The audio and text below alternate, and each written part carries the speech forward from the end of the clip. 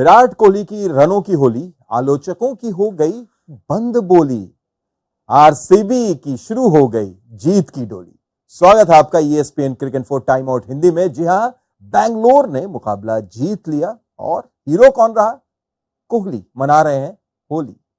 और वसीम भाई हमारे साथ मौजूद हैं। वसीम भाई, याद है शायद आपने कुछ छोटी मोटी सी चीज कुछ ऐसा बोला था कि नहीं, ये उतने बड़े प्लेयर नहीं है, छोटे मोटे प्लेयर हैं, इनको थोड़ा सा वैसा नहीं बोलिए। लगता है आपकी बात उन्होंने सुन लिया और आज तो भाई साहब, मतलब ऐसा इंटेंट आपने सच में देखा था विराट कोहली का T20 में? देखा है, लेकिन back end of the innings देखा है, शुरुआत से नहीं देखा है। तो वो एक रिफ्रेशिंग सा मुझे अप्रोच अच्छा लगा विराट का। हालांकि चेज बड़ा था, थोड़ा सा विकेट जो जनरली हम बेंगलोर में देखते हो ऐसा नहीं था, थोड़ा सा टू पेस था, बाउंस हो रहा था। और विकेट हाथ में थी तो उन्होंने उस तरह का अप्रोच लिया, बिल्कुल ही बॉल वन से ऐसा लग रहा था गियर 5 में खेल रहे थे। लेकिन उसके बाद में जब मैक्सवेल आउट हुए तो उन्होंने फिर गियर शिफ्ट भी किया। तो वो अच्छी तरह जानते हैं, जैसे बोला जाता है कि जंगल में रहते हैं तो शेर के शिकार पे सवाल नहीं करना चाहिए। तो किंग कोहली ऑब्वियसली 50 का एवरेज है, मैंने इसके बारे में ट्वीट भी किया था कि 50 का एवरेज है, 140 का स्ट्राइक रेट है और फिटनेस का तो सवाल ही नहीं उठता है। तो ऐसे इतने बड़े आइकॉन पे सवाल नहीं उठाना चाहिए। तो थोड़ा सा ऑब्वियसली उनको भी ये बातें तो सुनने में आती होगी, तो कहीं ना कहीं वो प्रूव करना होता है पॉइंट। तो और दिखाया उन्होंने कि विराट कोहली क्यों है। आलोचकों का तो मुंह बंद हो गया होगा जिस तरीके से उन्होंने बल्लेबाजी की, लेकिन कहीं ना कहीं एक मौका मिल गया होगा जॉनी बेस्टो की खिंचाई करने का लोगों का, क्योंकि वसीम भाई, अगर वो जो कैच छूटा, शून्य पर थे और उसके बाद उसी ओवर में 4 चौके लगाए विराट कोहली ने, तो क्या उस वक्त खिलाड़ी के जहन में, कप्तान के जहन में बोला भी शिखर धवन ने मैच के बाद कि हाँ, वो कैच छूटना महंगा पड़ गया? बिल्कुल, क्योंकि वो इतने बड़े प्लेयर का कैच छूटा और वो फिर 75 रन आपको कॉस्ट भी कर गए ना। और क्योंकि अगर वो रन नहीं होते तो शायद आप मेरे ख्याल से 25-30 रन से मैच जीत जाते, क्योंकि बाकी लोगों को तो आपने पकड़ ही लिया था तकरीबन। तो ऑब्वियसली उसका खामियाजा उन्होंने पंजाब को भुगतवाने पे लगवाया।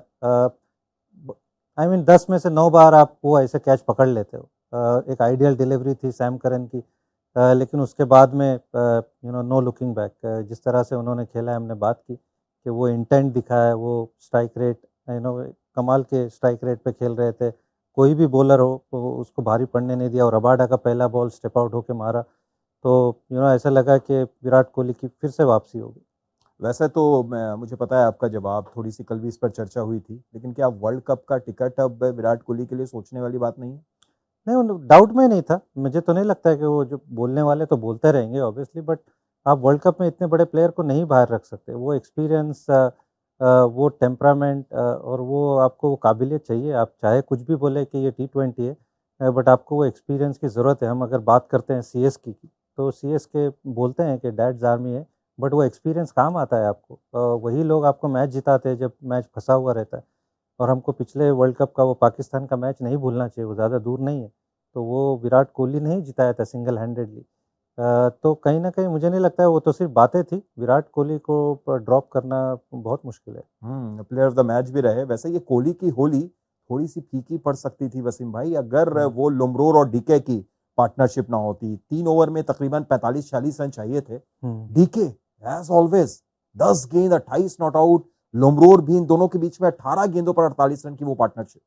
जी हाँ, आई मीन कमाल की पारी खेली दोनों ने। तो और थोड़ा-सा हेल्प की पंजाब के बॉलर्स ने भी, जिस तरह की साधारण बॉलिंग हुई है। लोमरोर जैसे ही आए उनको एक ईज़ी बाउंड्री सैम करन ने दे दी। उसके बाद दिनेश कार्तिक आए, वो लेग साइड में फिर एक ईज़ी बाउंड्री दे दी।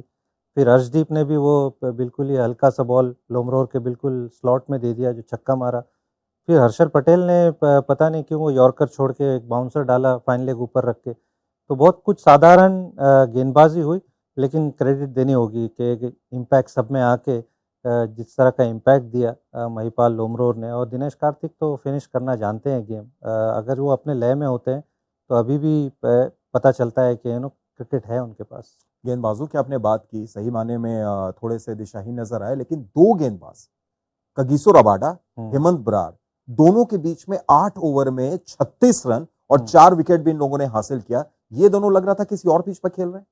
जी हाँ, आई मीन हरप्रीत बरार ने कमाल की गेंदबाजी की, आज भी हमेशा आरसीबी के सामने करते हैं वो अच्छी गेंदबाजी।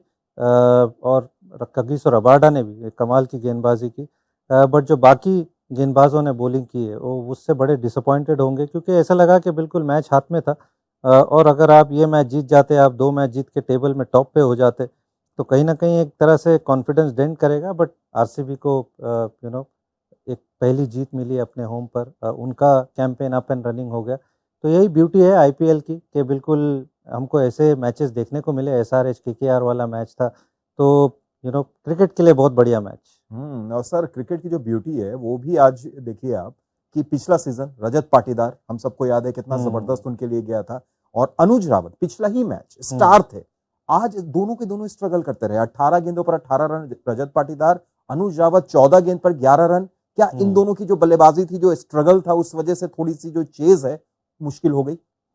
जी हाँ, जैसे मैंने कहा कि थोड़ा-सा विकेट इतना आसान नहीं था। जो हम कहते हैं चिन्नास्वामी एक बैटिंग पैराडाइज़ है, पहले इनिंग में भी बॉल थोड़ा-सा बाउंस कर रहा था, सेकंड इनिंग में भी ऐसे लग रहा था कि इतना आसान नहीं है। और जैसी गेंदबाज़ी वो बीच में हुई है, रबाडा और हरप्रीत बरार की, ये ऑब्वियसली रजत पाटीदार तो उस पीरियड में खेल रहे थे, बट विराट कोहली ऐसे लग रहा था कि ऑब्वियसली एक अलग पिच पे बैटिंग कर रहे हैं, तो उस वजह से कहीं न कहीं ये छुप गई चीज़ें।